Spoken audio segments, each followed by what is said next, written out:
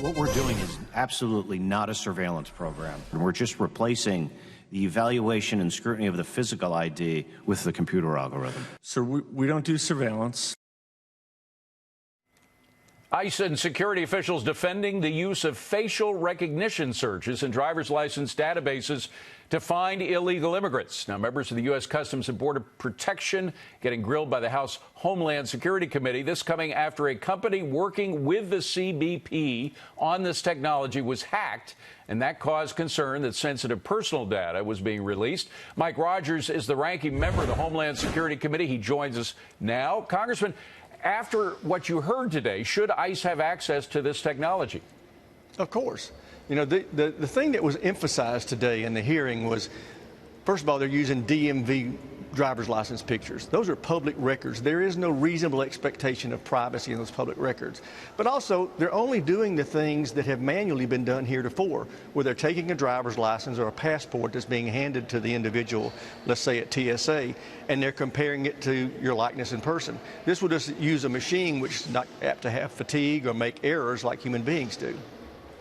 Congressman, given the state of photography with most motor vehicle bureaus, are those photographs really going to be helpful? Yeah. Nobody likes their driver's license pictures, Steve. That's a good point.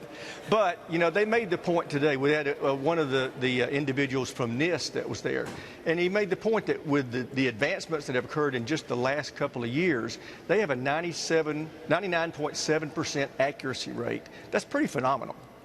So, Congressman, I think many of us would like this to be part of a larger discussion about how do we legally and regulatorily deal with the burgeoning of these technologies of facial recognition so that we do not lead our government to have power in the way, let's say, the Chinese government is using power of recognition over citizens, and that power is used to protect citizens. Do you feel that conversation is being had? Will it be had more comprehensively in Congress? I think that point was driven home today. That's our real concern. I don't think it's worry about law enforcement using public records to find bad guys. But we are very concerned about the fact that if these photos, for example, are stored in a database that can be hacked, that could be used by some nefarious actor, and we don't want that. In fact, when you look at driver's license records, the 1994 Driver's Privacy Protection Act says that those records can be shared with other governments, and it's for law enforcement purposes, but it says it cannot be sold commercially.